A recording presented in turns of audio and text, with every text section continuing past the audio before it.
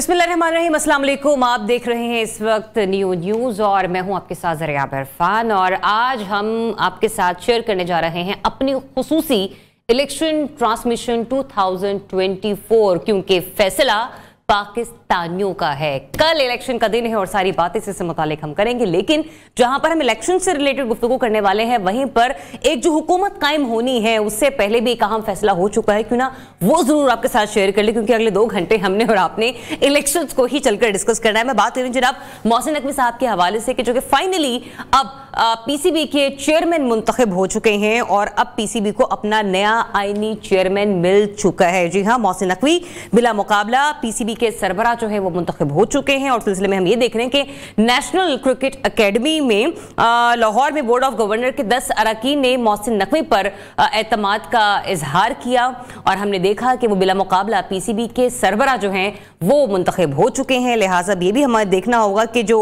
इस वक्त सिचुएशन हमें नजर आ रही है उसमें आइन 2014 के तहत बनने वाले बोर्ड ऑफ गवर्नर्स के 10 अरकान ने मोहसिन नकवी पर अगले 3 साल के लिए एतमाद का इजहार कर दिया है।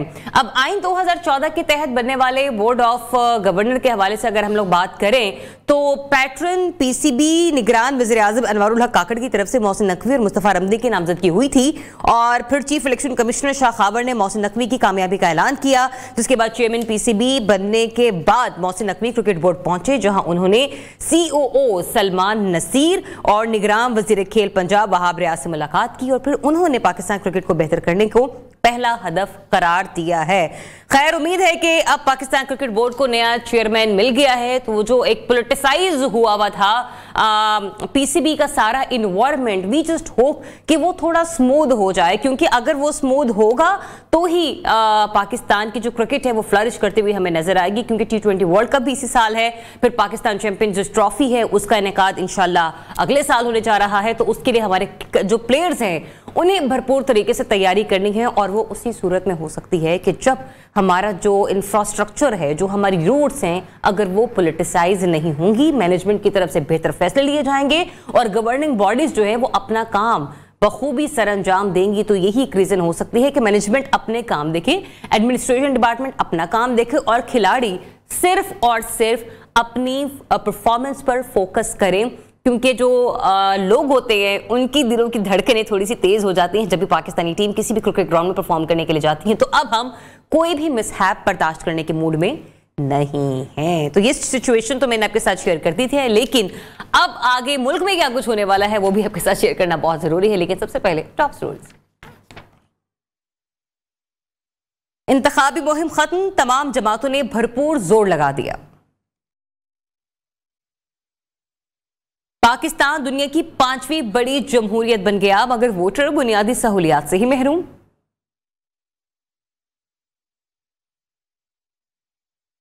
अगली हुकूमत किसकी होगी, अंदाजे शुरू।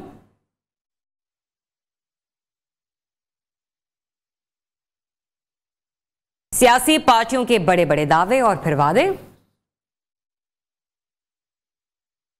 जी हाँ, तो हमने देखा कि अगली हुकूमत किसकी होगी, अंदाजे जो हैं वो लोगों के लगना शुरू हो चुके हैं और इस वक्त सिचुएशन हमें ये नजर आ रही है कि मुल्क भर में आम इंतखाबात का इस वक्त जो तिबले जंग है वो बन चुके हैं और हर किसी की कोशिश यही है कि वो अपने वोटर को राम करता हुआ हमें नजर आए। बहुत से कुछ हल्के ऐसे हैं जो कि इंतहाई खास हैं और कुछ हल्के ऐसे हैं जो कि इंतहाई हसास करार दिए गए हैं। अगर ओवरऑल इस वक्त सिचुएशन में मैं बात करूं तो इस वक्त 12 करोड़ 80 लाख वोटर्स जो हैं वो मुल्क भर में रजिस्टर्ड हुए हैं और तारीख में पहली मरतबा हम ये देख रहे हैं कि खवातीन वोटर्स की तादाद मर्दों की निस्बत सबसे ज्यादा है। तो मैं खवातीन को पहले ही ट्रांसमिशन के आगाज में कह रही हूं कि मैं माना कि आपकी जो फर्स्ट प्रायोरिटी होती है वो आपका घर होता है, तो जहां आपने अपने घर के किचन को तरजीह देनी है वहीं पर इस मुल्क की किचन कैबिनेट आपने किसको थमानी है, इसके लिए भी आपने फैसला लेते हुए अपने घरों से बाहर जरूर निकलना है, क्योंकि इस बार जो खवातीन वोटर्स की तादाद है उसमें जो नए वोट रजिस्टर्ड हुए हैं वो 25 लाख वोटर्स हैं, जिसके बाद 1 करोड़ 25 लाख खवातीन और 1 करोड़ मर्द खवातीन जो है वो अपना हक की रायदही इस साल इस्तेमाल कर सकते हैं। लिहाजा दूसरी तरफ हम ये भी देख रहे हैं कि इलेक्शन कमीशन ऑफ पाकिस्तान के मुताबिक आम इंतखाबात के लिए मुल्क में कल 90,675 पोलिंग स्टेशन जो हैं वो कायम किए गए हैं। इस तमाम तर सिचुएशन पर बात करने के लिए मुख्तलिफ शहरों की तरफ हम जरा बढ़ेंगे। मोहम्मद काजिम हमें ज्वाइन कर रहे हैं, ब्यूरो चीफ कोयटा से है, वो हमें ज्वाइन करेंगे कोयटा से। इसके अलावा फिदा खटक ब्यूरो चीफ पेशावर हैं, वो भी हमें आगे चलकर ज्वाइन करने वाले हैं। फिर इसके साथ साथ इमरान अरशद साहब ब्यूरो चीफ मुल्तान, वो भी प्रोग्राम में हमारे साथ मौजूद होंगे। तो सबसे पहले जरा कोयटा चलते हैं, कोयटा की सूरत हाल के बारे में बात करते हैं। मोहम्मद काजिम हमारे साथ मौजूद है। काजिम बताएगा कोयटा, चलें कोयटा बढ़ते हैं, लेकिन मुझे कहा जा रहा है कि पहले पेशावर चले क्योंकि फिदा खटक हमारे साथ लाइन पर मौजूद है। फिदा बताइएगा इस वक्त क्या सिचुएशन देख रहे हैं आप ओवरऑल पेशावर में? देखें, पूरे मुल्क की तरह पेशावर में भी कल के जो इंतखाबात है उसके लिए बिल्कुल तैयारियां मुकम्मल हैं। और कल जो है जिस तरह आपने बताया कि कुछ नए वोटर्स आए हैं, तो केपी में भी इस इलेक्शन के लिए कोई 40 लाख नए वोटर्स का इंदराज हुआ है। वोटर जो है टोटल जो केपी में वोटर्स हैं वो है कोई 2 करोड़ 19 लाख। और आपने बताया कि पूरे मुल्क में ख़वातीन की वोटर्स की तादाद ज़्यादा है, लेकिन केपी में निस्बतन कम है कि यहाँ पे 99,18,000 ख़वातीन वोटर्स हैं। लेकिन एक बात बड़ी हैरानकुन है कि केपी में भी इतनी बड़ी तादाद में ख़वातीन के वोट रजिस्टर हुए, जहाँ पे अमूमन ख़वातीन की वोट डालने की हौसला शिकनी की जाती है। और इस इलेक्शन में कल हम देखेंगे अगर ख़वातीन की इतनी बड़ी तादाद है वोटर्स की, अगर वो निकलें। अच्छा फिदा, ये बताइएगा कौन से ऐसे हल्के हैं जिनको बड़ा इंपॉर्टेंट समझा जा रहा है वहाँ पर, और कहाँ पर आपको जोड़ का जोर नज़र आ रहा है कुछ सियासी रहनुमाओं के दरमियान? देखिए, बहुत सारे हलके हैं जिसमें बड़े सख्त मुकाबले मुतवक्के हैं। मैं पेशावर का थोड़ा सा वो पेश करूंगा, फिर बाद में केपी के चंद हलकों का आपको तजिया दूंगा। पेशावर में जो सबसे अहम हलका है वो है NA-32, जो पहले NA-1 होता था। यहाँ पे हाजी गुलाम अहमद बिलोर है जो अवामी नेशनल पार्टी के बहुत सीनियर सियासतदान हैं और हमेशा मुकाबले में होते हैं। इस दफ़ा उनका मुकाबला जो है PTI के जो हिमायत याफ्ता उम्मीदवार है आसिफ खान, उनसे है। और इसके अलावा PMLN के जो है हाजी शर-रहमान उनके मुकाबले पे हैं। पीपल्स पार्टी पार्लियामेंटेरियन के आबिदा यूसुफजई हैं, और JUI के मौलाना हुसैन अहमद मदनी हैं, और जमात इस्लामी की तारिक मतीन है। अगर हम देखें तो पिछली दफ़ा ये सीट जो थी वो PTI ने जीती थी, बल्कि मुसलसल 2 दफ़ा ये सीट जो है PTI जीत चुकी है। लेकिन इस दफ़ा जो साबिका उनके MNA थे हाजी शौकत अली, वो नहीं इलेक्शन लड़ रहे, बल्कि उन्होंने एक नए उम्मीदवार आसिफ खान को मैदान में उतारा है। लेकिन फिदा, जो केपी में हम लोगों ने लोगों के सेंटिमेंट्स देखे हैं टुवर्ड्स PTI, वो हमें बड़ा ज़्यादा इंथुजियास्ट नज़र आते हैं। आपको लगता है कि इस बार हालात मुश्किल हो सकते हैं PTI के लिए, जैसे कि अभी आप खुद भी बात कर रहे हैं, या फिर वाकई, क्योंकि दावा तो ये था साबिक चेयरमैन PTI का कि अगर हम एक हल्के से खंबा भी खड़ा करते हैं तो उसको भी वोट पड़ेंगे? देखें, इसमें कोई दो राय नहीं है कि केपी जो है वो PTI का हब रहा है, गढ़ रहा है, और अभी भी उसकी एक बड़ी हिमायत मौजूद है। लेकिन जिस तरह हम देख रहे हैं कि उन उम्मीदवारों के पास इंतखाबी निशान नहीं है, और उसमें बहुत सारे उम्मीदवार नए हैं, साबिका वो नहीं है। बहुत देखो, एक दड़ा तो ऑलरेडी यहाँ से अलग हो चुका है PTI का, जो कि परवेज़ खटक का ग्रुप है तहरीक इंसाफ पार्लियामेंटेरियन के हद में। तो वोटर्स का एक हिस्सा तो उधर चला गया होगा, एक हिस्सा जो है वो साबिक उम्मीदवारों का भी था जो कि अब नहीं लड़ रहे हैं इलेक्शन। तो फ़र्क तो पड़ेगा, इंतखाबी निशान भी नहीं है।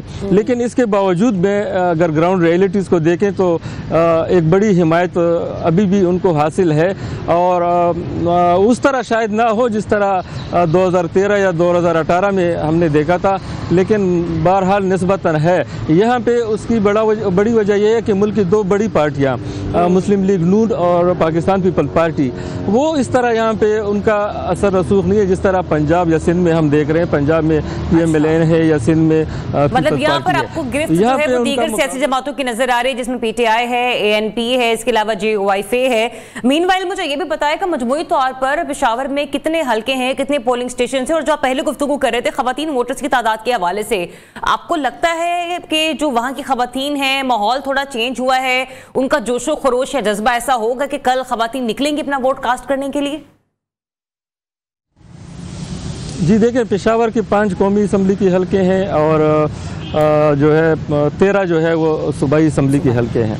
और माजी में हमने देखा है, गुज़श्ता 4 इलेक्शन को देखें, जिस पार्टी ने भी पेशावर में अक्सरियत हासिल की है उसे सूबे की हुकूमत मिली है।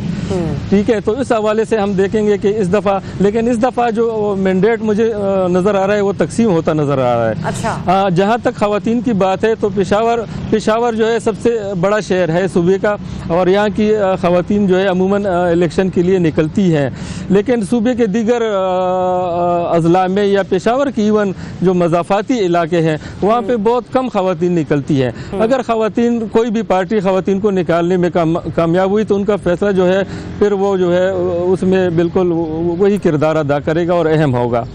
सही। अच्छा फिदा, ये भी बताइएगा कि जो आपने 5 कौमी असम्बली के हलके भी कहा है कि वहाँ से पोलिंग होनी है कौमी असम्बली की नशिस्तों के लिए, स्ट्रॉन्ग कैंडिडेट किस जमात के आपको नज़र आ रहे हैं इन हलकों से? देखिए, हर पार्टी ने अपना कैंडिडेट यहाँ पे खड़ा किया है। मैं आपको बताऊँ, जो पेशावर 1 है NA 28, यहाँ पे नूर आलम खान जो गुज़श्ता इलेक्शन में PTI के होते MNA थे, अब वो JUI की तरफ से इलेक्शन लड़ रहे हैं। ठीक है, मशहूर आदमी है। यहाँ पे उनका मुकाबला पीपल्स पार्टी के केरामतुल्लाह चगरमटी से है, जो कि साबिक स्पीकर रहे हैं KP असम्बली के। हेवी वेट कैंडिडेट है ये भी। JI का, जमात इस्लामी का, यहाँ पे हाफिज अशमत खान है, वो भी साबिक सूबाई वज़ीर रहे हैं, वो भी काफ़ी मकबूल है इस हल्के में। और PTI का जो हिमायत याफ्ता उम्मीदवार है वो है साजिद नवाज़, वो भी MNA रह चुके हैं। तो यहाँ पे भी काफ़ी टफ मुकाबला देखने को मिलेगा। इसके अलावा जो दूसरा हल्का है NA 29 पेशावर 2, यहाँ पे मुकाबला ज़रा मुख्तलिफ है। यहाँ पे हम कुछ कह नहीं सकते। यहाँ पे JUI ने अखुंज़ादा इरफानुल्लाह को अपना टिकट जारी किया है, ANP ने साकिबुल्लाह चमकनी को टिकट दिया है, जमात इस्लामी ने यहाँ पे एक गुलाम मुहिउद्दीन मलिक, एक साबिक रिटायर्ड जस्टिस है, उनको टिकट दिया है। और यहाँ पे आपको हैरानकुन पर बताऊँ कि ये वाहिद हल्का है पेशावर के, यहाँ पे TLP का बड़ा असर रसूख है और यहाँ पे उन्होंने अल्लामा शफीक अमीनी को मैदान में उतारा है। हाँ, तो इस हल्के में शफीक अमीनी जो है बड़े स्ट्रॉन्ग कैंडिडेट समझे जाते हैं। NA 30 है पेशावर 3, ये एक हल्का है। यहाँ पे शंदाना गुलजार जो है वो PTI की हिमायत याफ्ता कैंडिडेट है और बड़ी स्ट्रॉन्ग समझी जा रही है। ठीक है, इसके अलावा यहाँ पे PTI की साबिक MNA जो थे नासिर खान मुसाज़ई, अब उन्होंने JUI ज्वाइन कर लिया। इस दफ़ा वो JUI के टिकट पे उनको वो भी काफ़ी मजबूत उम्मीदवार समझे जा रहे हैं। 5 लोग आपने मुझे गिनवा दिए कि आपको किस हल्के से कौन से स्ट्रॉन्ग नजर आ रहे हैं। फिर स्टे विद अस, हम लोग जरा कोयटा की तरफ चलते हैं। ब्यूरो चीफ मोहम्मद काजिम साहब हमारा इंतजार कर रहे हैं, और फिर इसके अलावा ब्यूरो चीफ मुल्तान इमरान अरशद साहब वो भी हमें ज्वाइन कर चुके हैं। Thanks for joining us both of you. Kazim साहब फरमाइएगा, कोयटा में सूरत हाल आप कैसे देख रहे हैं? ओवरऑल इस वक्त आपको क्या एक मोमेंटम नजर आ रहा है लोगों का? देखिए, कोयटा में जिस तरह इंतखाबी मुहिम चलाना चाहिए सियासी जमातों को, वो तो नहीं चला सके। उसकी एक वजह सिक्योरिटी की सूरत हाल है। बिलखसूस नवाज लीग की क़यादत की जानिब से कोई भी कोयटा नहीं आया है, और न ही पीपल्स पार्टी की जानिब से कोई कोयटा है। बलूचिस्तान के बहुत सारे इलाकों में पीपल्स पार्टी के बिलावल भुट्टो जरदारी 1-2 जगह आए, खुजदार में और नसीराबाद में।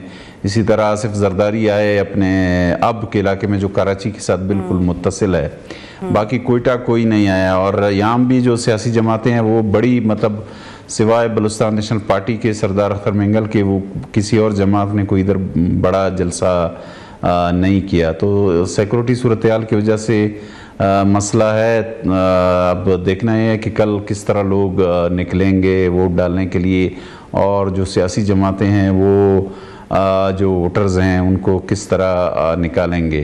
कोयटा की सूरत हाल के हवाले से मैं बताऊं, कोयटा जो है ना 3 कौमी असम्बली और बलूचिस्तान असम्बली की 9 नशिस्तों पर मुश्तमिल है। इसमें जो इंतहाई अहम जो मुकाबला होगा वो मरकज़ी नशिस्त है अपना NA 263, जिस पे पश्तूनख्वा मिलियमी पार्टी के महमूद खान अचकज़ई हैं, और ग्रैंड अलायंस के नवाबज़ादा लश्करी रहसानी है, और इसी तरह PTI के हिमायत याफ्ता उम्मीदवार हैं सालार खान काकड़, और बलूचिस्तान नेशनल पार्टी के मकबूल लड़ी हैं। और इस नशिस्त पे जमीयत उलमा इस्लाम और पश्तूनख्वा मिल्ली अवामी पार्टी का जो है ना वो अलायंस हुआ है, तो इस हवाले से महमूद खान की पोजीशन इस काफी स्ट्रॉन्ग कैंडिडेट हैं जिनके बारे में आप हमें अपडेट कर रहे हैं। कासिम साहब साथ ही रहिएगा, जरा उधर इमरान अर्शद साहब की तरफ भी बढ़ते हैं, उनसे भी जान लेते हैं कि मुल्तान में क्या सिचुएशन है। इमरान, हमने देखा काजिम अभी बता रहे थे कि कोयटा में पीपल्स पार्टी और नून लीग दोनों में से किसी के भी सियासी रहनुमा ने रुख नहीं किया, कोई कैंपेन्स हमें होते हुए नजर नहीं आई। मुल्तान में क्या सिचुएशन रही है, वहां पे कौन कौन पहुंचा था? मुल्तान में भी कोई सूरत हाल ज़्यादा मुख्तलिफ नहीं है। मुल्तान के अंदर ये हुआ है इस दफ़ा के जो, बल्कि पूरे साउथ पंजाब जो है, जनूबी पंजाब, ये फैसला करता है कि इलेक्शन कौन सी पार्टी जीत रही है, और उसका सारा सेहरा जाता था इलेक्टिबल्स के सर पे। और इस दफ़ा जो है इस दफ़ा ये हुआ है कि जो रवायती इलेक्टिबल्स थे उनकी बजाय वो लोग इलेक्टिबल बन गए हैं जो तहरीक इंसाफ से ताल्लुक़ रखते थे। तो ये कह सकते हैं कि ये जो इलेक्शन है ये पिछले इलेक्शनों से बहुत ज़्यादा मुख्तलिफ होने जा रहा है, क्योंकि इलेक्टिबल जो रवायती इलेक्टिबल से एक तो वो तब्दील हो गए, और दूसरा सर्दी की वजह से कोई भी, सिर्फ बिलावल भुट्टो आए, उन्होंने भी मुल्तान में एक छोटा सा जलसा किया। उसके अलावा तहरीक इंसाफ जो है वो अपनी कैंपेन उस तरीके से नहीं कर पाई सर्दी की वजह से, और पाकिस्तान पीपल्स पार्टी भी नहीं कर पाई। लेकिन जो उम्मीदवार हैं उनकी जो सियासी लड़ाई है वो हल्कों के अंदर बहुत ज़्यादा मजबूत है, क्योंकि मुल्तान और ख़ास तौर के ऊपर जनूबी पंजाब का जो हल्का है, मुल्तान शहर के जो 6 सूबाई जो है वो 12 और कौमी असम्बली के जो 6 हल्के हैं, इनके अंदर जो पहला हल्का है उसके अंदर यूसुफ रजा गिलानी बहुत ज़्यादा अहमियत इख्तियार कर गए हैं, क्योंकि यूसुफ रजा के मुकाबले के अंदर जो उम्मीदवार हैं अहमद हुसैन डी नून लीग के, वो 2008 के अंदर जब गिलानी साहब वज़ीर आज़म बने थे, मुंतखब हुए थे इसी सीट से, तो उस वक्त उनके नीचे एमपीए थे। तो इसी तरीके से जो इलाके के बड़े इलेक्टिबल हैं शौकत याद मोहसन, उनकी सारी सपोर्ट जो है वो नून लीग के साथ है, लेकिन मेहे बरादरी जो है वो गिलानी साहब के साथ है। तो इस तरीके से हम कह सकते हैं कि मुल्तान के अंदर पीपल्स पार्टी और नून लीग का बहुत कांटेदार मुकाबला होगा, जबकि आज़ाद उम्मीदवार जो होंगे वो वोट तोड़ेंगे। और इसी तरीके से जहांगीर तरीन साहब की एंट्री हुई मुल्तान के अंदर पहली दफा। तो अर्शद, शाह महमूद कुरैशी की हल्के की सूरत हाल क्या है, जहां से उनके साहबजादी और उनके बेटे ने भी टिकट्स लिए हैं पीटीआई के, वहां पे क्या देख रहे हैं लोगों का, क्या एक रद्द अमल है? देखें, जो NA 149 है और इसमें तो जहांगीर तरीन आ गए, NA 150 में जैन कुरैशी खड़े हैं और NA 151 के अंदर मेहर बानो कुरैशी खड़ी हैं। जो NA 149 है वहाँ पे ये सूरत हाल है कि वहाँ पे ये जो है वो नून लीग के जो उम्मीदवार थे और सेनेटर भी बने, और नून लीग के साथ उन्होंने अपनी फिर 35 साल रफाकत तोड़ दी। सेनेटर राना महमूदुल हसन वो इस वक्त पीपल्स पार्टी के टिकट होल्डर हैं, क्योंकि उनको टिकट नहीं दिया गया तो वो पीपल्स पार्टी में शामिल हो गए। और उसके साथ साथ हाजी जवेद अख्तर अंसारी जो पीटीआई छोड़ रही थी, उनको MNA का टिकट दे दिया गया इसी हल्के के अंदर, जिनके साथ सलमान नईम कुरैशी की सपोर्ट मौजूद है, और वो एक अच्छा कम्बिनेशन है। लेकिन जैन कुरैशी यहाँ के ऊपर जो है वो थोड़े से कमजोर। ठीक है, आप हमारे साथ रहेगा अरशद। अभी इस वक्त जरा फैसलाबाद का रुख करते हैं। ब्यूरो चीफ फैसलाबाद शाहिद अली हमारे साथ मौजूद हैं। शाहिद, बताएगा फैसलाबाद में सिचुएशन ओवरऑल क्या है इस वक्त, कितने हल्के हैं जो आपको स्ट्रांग नजर आ रहे हैं, और वहां पर खड़े होने वाले कैंडिडेट किन किन जमातों से आपको लगता है कि हाँ यहाँ पर टफ कंपटीशन दे सकते हैं? देखें, फैसलाबाद सनती शहर है और ये पहला इलेक्शन है कि यहाँ पर सनतकारों ने उसमें हिस्सा नहीं लिया। ये बड़ी अजीब बात है, क्योंकि पहले जो सूरत हाल थी कि इलेक्शन होने हैं नहीं होने हैं, इस वजह से गैर यकीनी सूरत हाल की वजह से जो इंडस्ट्रियलिस्ट थे, ये जाहद नज़ीर ख़ानदान था, इसी तरह जाहद तौसीफ ख़ानदान था, ये दो बड़े ख़ानदान थे, और उसके अलावा आसम नज़ीर लोग थे। ये आमतौर पर ये असम्बली में होते थे, लेकिन ये पहला मौका है कि उन्होंने इलेक्शन में हिस्सा नहीं लिया। इसके साथ साथ देखा जाए कि आपको पता है कि फैसलाबाद में 2 धड़े हैं मुस्लिम लीग नून के, एक राना सनाउल्लाह का धड़ा है, एक शेरली का धड़ा है। ये दोनों धड़े भी एक दूसरे की मुखालफत करते हैं। अगरचे नवाज शरीफ और मरीम नवाज शरीफ और शहबाज शरीफ ये कोशिश कर चुके हैं कि सुलह करवाने की, लेकिन अभी तक ये मामला जूं का तू है, जिसकी वजह से यहाँ पे मुस्लिम लीग नून को भी नुकसान होने का अंदेशा होता है। और पिछले इलेक्शन में आबद शेर अली सिर्फ इसी वजह से इलेक्शन हार गए थे कि राना सनाउल्लाह ग्रुप ने दरपर्दा फरक हबीब की सपोर्ट की थी, और फरक हबीब चंद 100 वोटों में कामयाब हो गए थे। अब अगर सूरत हाल का जायजा लेके फैसलाबाद के जो हल्के हैं वो तो 10 कौमी हल्के हैं और जो है 21 सूबाई हल्के हैं। अच्छा। लेकिन जो अहम हल्के हैं अगर हम जायजा लें, जहाँ पर NA 100 में राना सनाउल्ला इलेक्शन लड़ रहे हैं, उनके मुकाबले में निसार जट साहब हैं, ये जो PTA की हिमायत याफ्ता है। सिद्रा बंदेशा खातून उम्मीदवार है, वो पीपल्स पार्टी की जानब से। ये सिद्रा बंदेशा और निसार जट की आपस में भी अजीज है। अच्छा। अब इनका बड़ा स्ट्रॉन्ग यहाँ पे कंपटीशन होगा राना सनाउल्ला का निसार जट के साथ। अब निसार जट जो PTA के हिमायत याफ्ता है, ये पहले इधर से MNA रह भी चुके हैं, पिछले इलेक्शन में शिकस्त खा गए थे, लेकिन एक बड़ा कांटेदार मुकाबला मुतवक्को है निसार जट और राना सनाउल्ला के दरमियान। अगर NA 101 में आ जाए तो यहाँ पे इरफान मनान जो है, मियां मनान के साहबजादे हैं, ये इनका मुकाबला है PTA के हिमायत याफ्ता राना आतब के साथ। यहाँ पे इरफान मनान की पोजीशन कदरे बेहतर दिखाई देती है। अब अगर हम NA 102 में आते हैं तो यहाँ पे आके जो NA 102 में आबद शेर अली का मुकाबला है चंगेज खां काकड़ के साथ। चंगेज खां काकड़ एक बड़े जो बार के प्रेसिडेंट भी रहे हैं, उनके साथ वकला बरादरी भी है, PTA की सपोर्ट भी है और दरपर्दा राना सनाउल्ला की सपोर्ट भी है। तो फिर ये बताइएगा मुझे शाहिद के इलेक्शन कैंपेन किसकी खास आपको यहाँ पर नजर आई है? कौन सी सियासी जमात लोगों को कायल करने में या अपना मंशूर, अपना मैनिफेस्टो सेल करने में यहाँ पर कामयाब हुई? देखिए, पिछले दिनों एक जलसा किया था जिसमें नवाज शरीफ, शहबाज शरीफ और मरीन नवाज शरीफ धोबीघाट ग्राउंड में आए थे। उस शो को बहुत कामयाब शो करार नहीं दिया जा रहा, क्योंकि जितनी तवक्को की जा रही थी, जितने बड़े इनके सियासी रहनुमा थे नून लीग के, उस हवाले से पब्लिक रिस्पॉन्स नहीं आया था और उसमें मियां साहब ने कुछ नाराजगी का भी इजहार किया था। बिलावल भुट्टो का देखें, पीपल्स पार्टी की जानब से अगर हम देखें, बिलावल भुट्टो फैसलाबाद में जलसा करना चाहते थे, लेकिन पीपल्स पार्टी की जो जिली तंजीम थी इतनी कमजोर थी कि वो फैसलाबाद में जलसा ही नहीं करवा सके। उन्हें तांदले वाले में जलसा करना पड़ा, वो चिनोट में जलसा करना पड़ा। ये तो फारिग हो गए वैसे ही। ठीक है, इनके उम्मीदवार भी बिल्कुल जो है ना गैर मारूफ से उम्मीदवार हैं, इनसे किसी पीपल्स पार्टी कोई प्रॉपर इसमें अपना शेयर वसूल नहीं कर पाएगी। असल मुकाबला जो है नून लीग और PTA की हिमायत याफ्ता लोगों के दरमियान में है। अब देखें, ये राजा रियाज का जो हल्का है, ये बड़ा अहम हल्का है, 104। तो आपको लगता है कि इन हल्कों के हवाले से आप बात करें, स्पेशली राजा रियाज साहब के हल्के के हवाले से भी कोई ना कोई धींगा मुश्ती हो सकती है, मतलब कोई हालात खराब हो सकते हैं? आपको लगता है कि नहीं, पुरसुकून अंदाज में कल का इलेक्शन हो जाएगा यहाँ पर? देखिए, सिक्योरिटी के हवाले से जो NA 100 है 100, जिसमें निसार जट और राना सनाउल्ला है, यहाँ पे इश्यूज बनते होते हैं। पहले पिछले इलेक्शन में भी यहाँ पे इशू बने थे, अब भी उम्मीद है। दूसरे नंबर पे जो आबद सीली वाला इलाका है, ये भी यहाँ पे भी टसल क्रिएट होगी, क्योंकि वकला के साथ आबद सीली का मुकाबला है, राना सनाउल्ला की सपोर्ट हासिल है, इनका आपस में यहाँ पे हालात खराब होने का अमकान है। बाकी ये हल्के जो है वो होम्योपैथिक हल्के हैं, यहाँ पर कोई खास नहीं होगा। चले, कौन से वो जो हल्के हैं जरा टफ टाइम दे सकते हैं मुल्तान के, उस पर भी डिस्कशन कर लेते हैं। इमरान अरशद हमारे साथ हैं। अरशद, इमरान ये बताइएगा कि कहा जा रहा है कि पीपल्स पार्टी भी मुल्तान से ना 2 कौमी असम्बली की नशिस्तें बहुत सारी निकाल सकती है। वो कौन सी 2 नशिस्तें हैं कि जिसके बारे में पीपल्स पार्टी इंतहाई पुरअज़्म नजर आ रही है?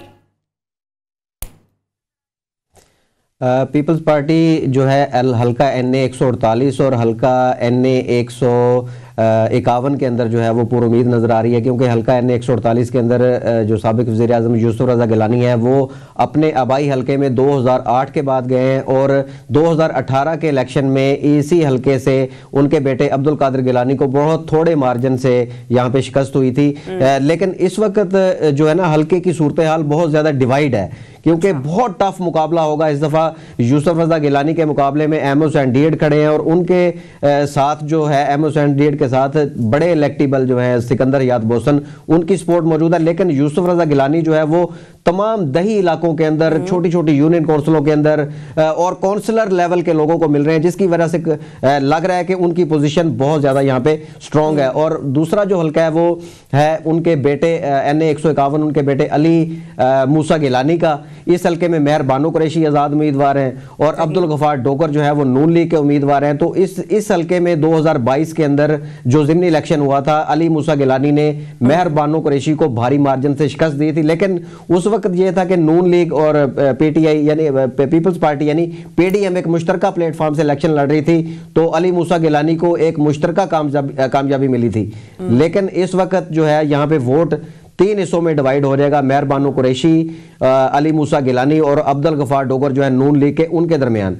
तो हर हल्के के अंदर इसमें भी हम कह सकते हैं कि 2022 के अगर वोट बैंक को देखा जाए तो एक फिजा बन गई कि अली मूसा गिलानी जीते हैं। यहाँ से जाहिर है क्रेडिट तो पीपल्स पार्टी को गया उस जीत का, चाहे मुश्तरका प्लेटफॉर्म से वो लड़े हैं। तो इस वजह से अली मूसा गिलानी को एज हासिल है कि वो यहाँ पे थोड़े से मजबूत उम्मीदवार हैं और NA 148 में गिलानी साहब मजबूत उम्मीदवार हैं। और उसके अलावा जो हल्का NA 149 है शहर काल का, जहाँ पे जहांगीर तरीन ने पहली दफा एंट्री मारी है, वो भी यहाँ पे आए हैं और तमाम यूनियन काउंसिलों के अंदर यहाँ पे गए हैं और बहुत ज्यादा एक्टिविटीज उनकी मुल्तान में नजर आ रही हैं। जबकि उनके मुकाबले में जो आमिर डोगर आजाद उम्मीदवार हैं, PTI के उम्मीद याफ्ता हैं, ये भी आजाद हैसियत से PTI में शामिल हुए थे। इनका इंतखाबी निशान पहले खरगोश था, फिर उसको बल्ला बनाया गया। अब देखते हैं कि जो घड़ियाल है उसको ये बल्ला बनाने में कामयाब होते हैं या नहीं होते, क्योंकि मुल्तान के अंदर ओवरऑल देखा जाए जो आजाद उम्मीदवार हैं, PTI के हमायत याफ्ता उम्मीदवार हैं, उनके साथ हम कह सकते हैं कि खामोश वोटर्स की सपोर्ट मौजूद है, वैसे एक्टिविटीज उनकी जो है वो मौजूद नहीं है। चले खामोश वोटर्स की तो सपोर्ट मौजूद है, लेकिन कहीं पर वोटर्स ऐसे हैं कि जिन्हें खामोश करा दिया गया दहशतगर्दों की जानिब से। मैं बात कर रही हूँ कोयटा की। एक ब्रेक लेने का कहा जा रहा है। आप सभी से मेरी रिक्वेस्ट है कि प्लीज साथ ही रहिएगा। ब्रेक के बाद वापस आते तो काजिम साहब आपसे गुफ्तगू का आगाज करूंगी। छोटी सी ब्रेक लेते नाज़रीन, स्टे विद अस।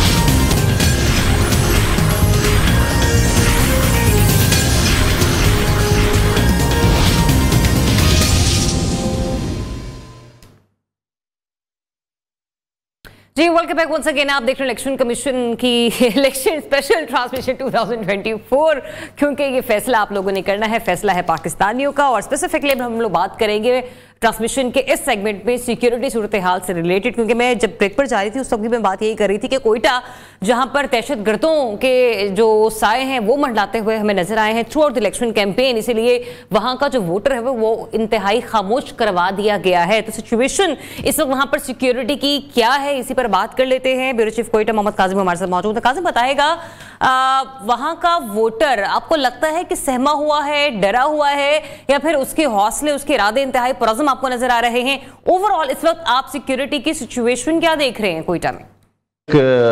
वोटर्स की बात है वो पहले भी जो है ना इधर कोयटा में मुतासर होते रहे हैं, लेकिन लोग इलेक्शन में निकलते भी रहे हैं और टर्नआउट भी बेहतर रहा है। तो इस बार भी यही तवक्को किया जा रहा है कि जो सियासी जमातें हैं वो कोशिश करेंगे कि वो लोगों को इलेक्शन के दिन ज़्यादा से ज़्यादा जो है ना वोट डालने के लिए निकालें। और वैसे भी जो इलेक्शन कमीशन की जानिब से जो एदाद शुमार फराम किए गए हैं वो पोलिंग स्टेशनों के हवाले से वो कोई 5,500 के करीब कोयटा समेत बलुस्तान भर में पोलिंग स्टेशन है। तो इनमें से जो 800 हैं वो नॉर्मल हैं, बाकी तमाम जो है ना सेंसिटिव और इंतहाई सेंसिटिव हैं। अच्छा, तो ऐसे में उसकी कितनी नफरी के बारे में कोई मालूमात है कि कितनी नफरी रखी गई है कल इलेक्शन डे के लिए? कितने एहलकार जो है वो तैनात किए जाएंगे? इस साल लेने वाले उम्मीदवार हैं उन पे जो है ना वो अमले होते रहे, लेकिन अल्लाह का शुक्र है कि कोई जानी नुकसान इस हवाले से बहुत ज़्यादा नहीं हुआ है। ठीक है काजिम, हमारे साथ ही रहिएगा। हमारे साथ मौजूद हैं ब्यूरो चीफ फैसलाबाद शाहिद अली। बीर शाहिद बताएगा फैसलाबाद में सिक्योरिटी सूरत हाल कैसी है?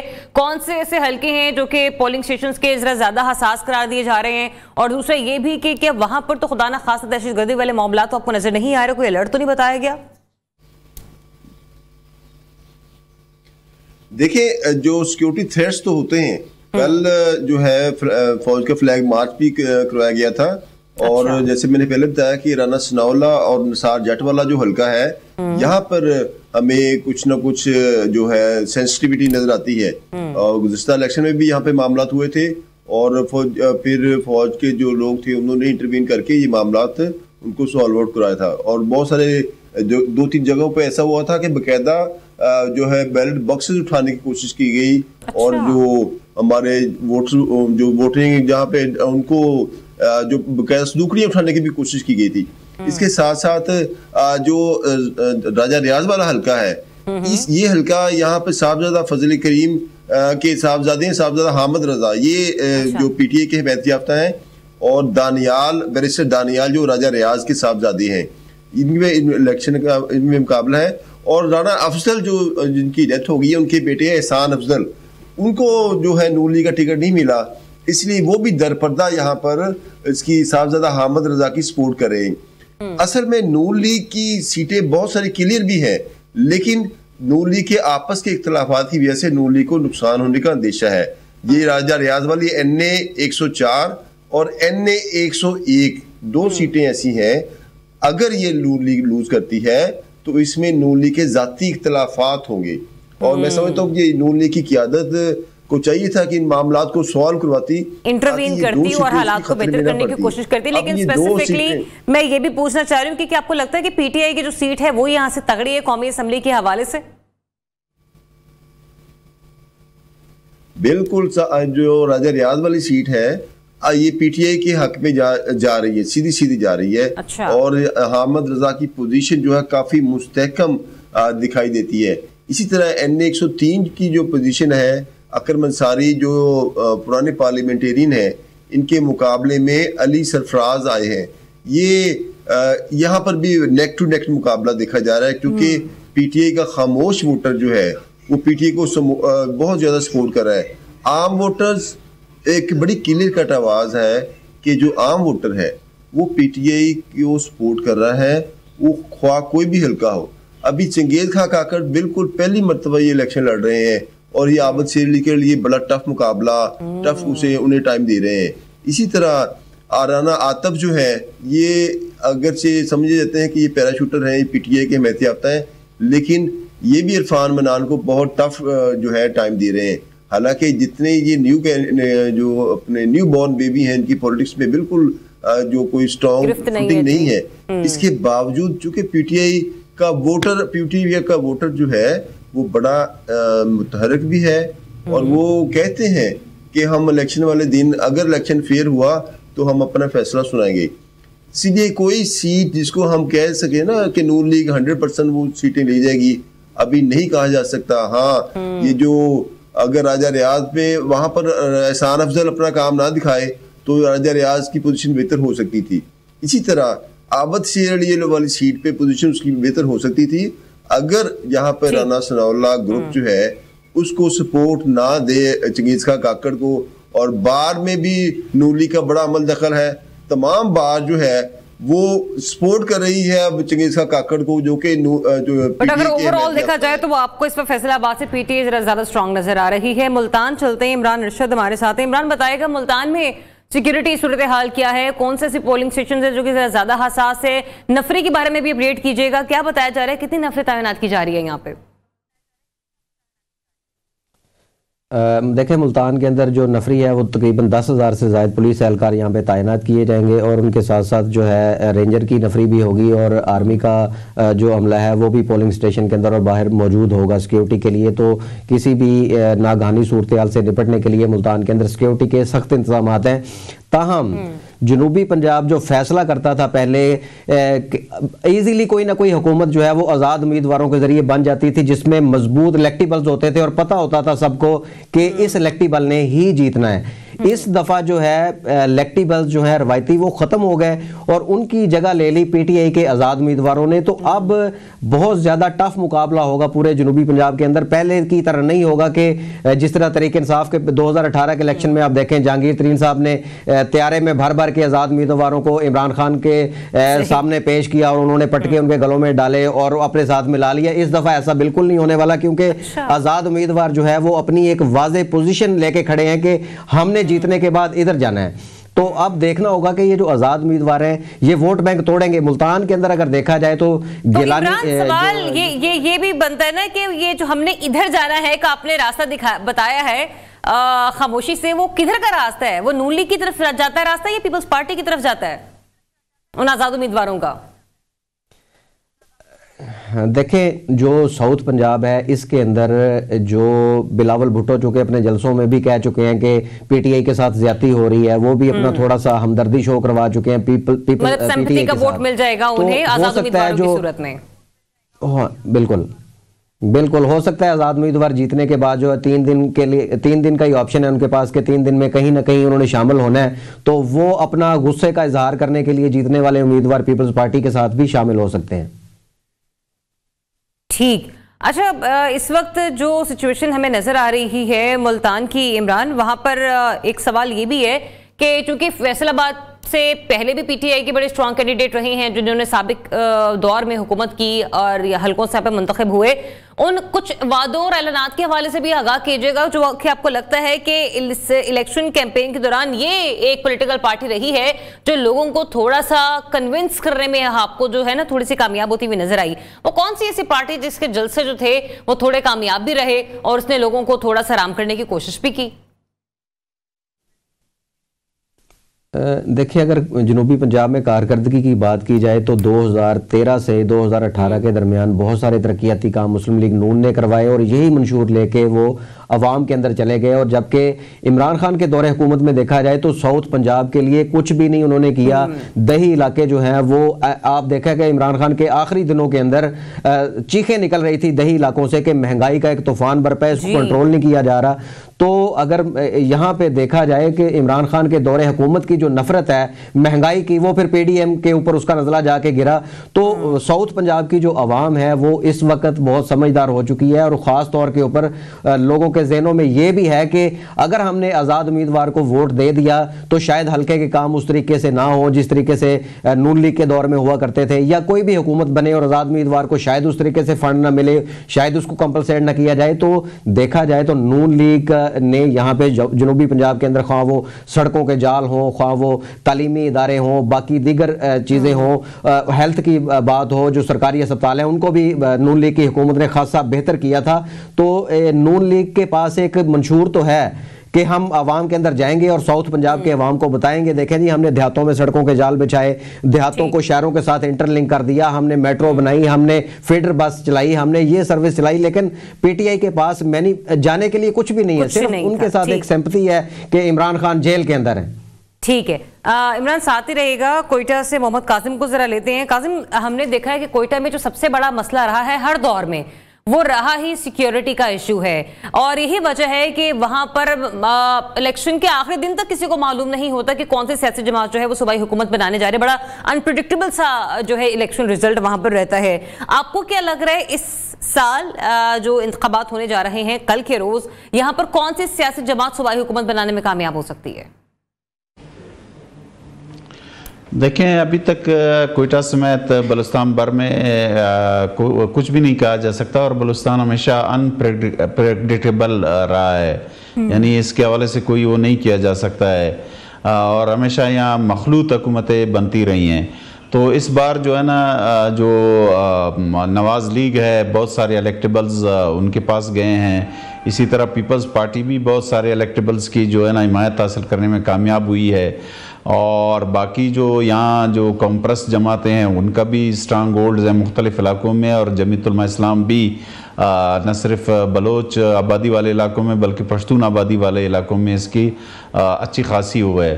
तो अब जो सियासी मुबसरीन है उनका यही कहना है कि पिछले उसमें पीपल्स पार्टी और जो नवाज़ लीग है दोनों नाकाम हुई थी। बलुस्तान से उनको कोई एक नशिस्त नवाज़ लीग को मिली थी, बाकी पीपल्स पार्टी कोई नशिस्त नहीं मिली थी।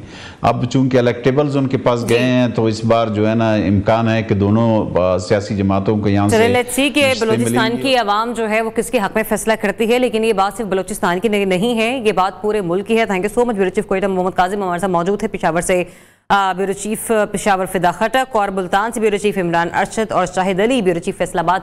ये सभी हमें इन तमाम हलकों के हवाले से अपडेट करते कि जहाँ जहाँ ये जिन जिन सूबों के हवाले से गुफ्तगू कर रहे थे। लेकिन अगर ओवरऑल, जैसे कि मैंने भी अपनी गुफ्तगू का इख्तिताम से बात किया कि ये किसी एक सूबे की हुकूमत के बारे में बात नहीं हो रही, पूरे पाकिस्तान की हुकूमत के हवाले से बात हो रही है।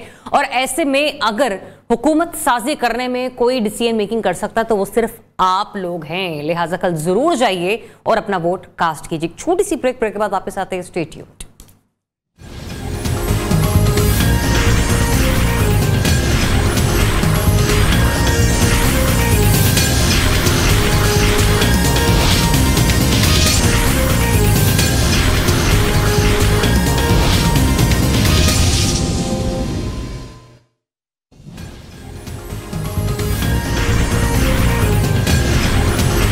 Back once again. Election special transmission हमारी जारी है और इस ट्रांसमिशन के पिछले घंटे में हमने अपने नुमाइंदों से बातचीत की और मुख्तलिफ शहरों की सूरत हाल जानी। यहाँ तक कि ब्यूरो चीफ हमारे साथ मौजूद थे।